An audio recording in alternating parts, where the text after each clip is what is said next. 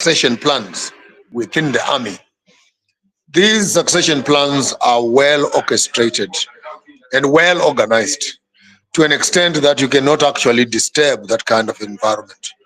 We have seen in Zimbabwe in particular the reign of Honorable Robert Mugabe. After that, we saw the reign now of Comrade Emerson Mnangagwa.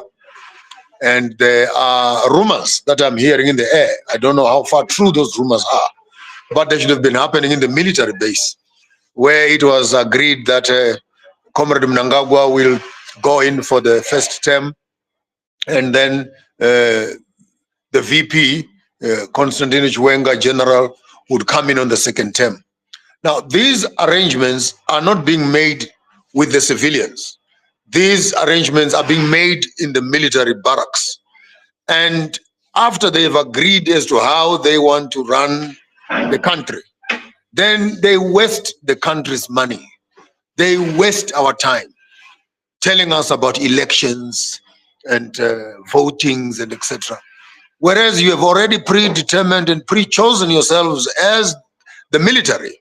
I think we are facing this problem particularly in the countries that had liberation struggle, because the army's business must be that of protecting a country, and then the presidential office is that of running the instruments of government. Then the legislative framework, their business is that running law and order and enforcement. But the danger which we tend to face in a country such as Zimbabwe is that the military is no longer just looking after the security of the country, but they have now they remove their uniforms and they get into casual clothes and they get into government. And once they're in government, then they elect each other into all other instruments of power. So basically, the Zimbabwe community needs to look at this in the eye and say, did we agree as Zimbabweans that after Robert Mugabe, we are going to have Emerson Mnangagwa? After Emerson Mnangagwa, we are going to have Chiwenga, and Chiwenga can tell us after he goes, who else is coming? What is going on here? And why are you wasting people's time in terms of talking about votes, when in fact you're not interested in votes at all? You already have a military orchestrated system that delivers one after the other. And I think we have a window of opportunity. Honorable Mnangagwa just said he's a constitutionalist. So we have an opportunity actually of beginning to develop a civilian government, where it is by the people, for the people, and from the people. And hence the army's business must be that of protecting a country. The government's business must be that of running instruments of power. And the legal department must make sure that we have our law enforcement in order. And if we continue with this pattern of running from one general to another, from one army general to another, from one lieutenant to another, before we notice it, we are going to be trapped in the military succession plans. And I think that is the danger that Zimbabwe is facing right now, where the army generals are agreeing one after another, who takes over after each. Then why bother us as civilians? And you as army generals and you as military people, we need to remind you also that you did not start off in the army. You started off as civilians. You were here where we were. You went to the army. And this thing that military personnel feel entitled to the government, they feel entitled to land, they feel entitled to contracts, is not right. It's not like you single-handedly liberated the country. The common people, the civilians, gave you security, gave you food, gave you clothing, gave you medicine. In some certain cases, they even gave you ancestral access to some of the caves and the forests so that you will be protected. If you really went to war, you know what I'm talking about. You come back from war now, you entitle yourself to the land, you entitle yourself to the mines, to the diamonds, and now you're entitling yourself also to the offices of parliament and government. It can't be right by us as the people that we watch you as military personnel doing this over and over again, over our eyes, and wasting resources in terms of elections. If you want to run a military government, then don't bother with the elections. Just continue. Just continue as the army.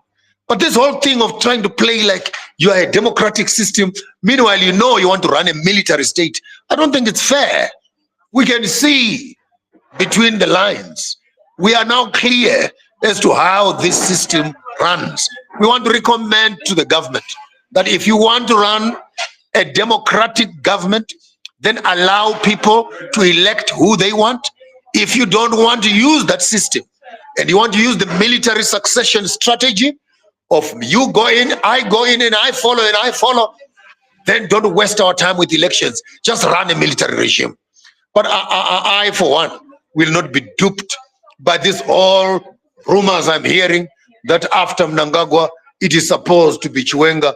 Then it's supposed to be Chiwenga. Then why are we bothering going for elections? If you already know who is must be the next president, and this is the kind of mischief that then when you elect each other as military personnel into government, into legislative framework, you compromise the very institutions that must be independent from yourselves.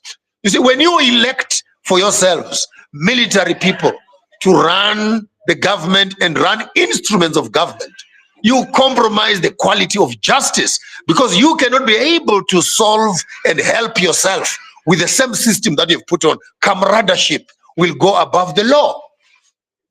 So you walk around to the law and you find it's comrade so-and-so, the lawyer is comrade so-and-so, the prosecutor is comrade so-and-so, the complainant is comrade so-and-so, the plaintiff is comrade so-and-so, and the civilian is the victim.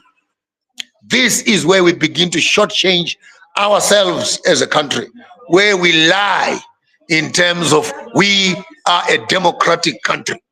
But when it comes to operation, we are a militarized country that runs purely on military strategies. From the military, which is all army, to ZANU-PF, which is run by comrades, to the Politburo, run by comrades, to the government, run by comrades, to the ministers, run by comrades.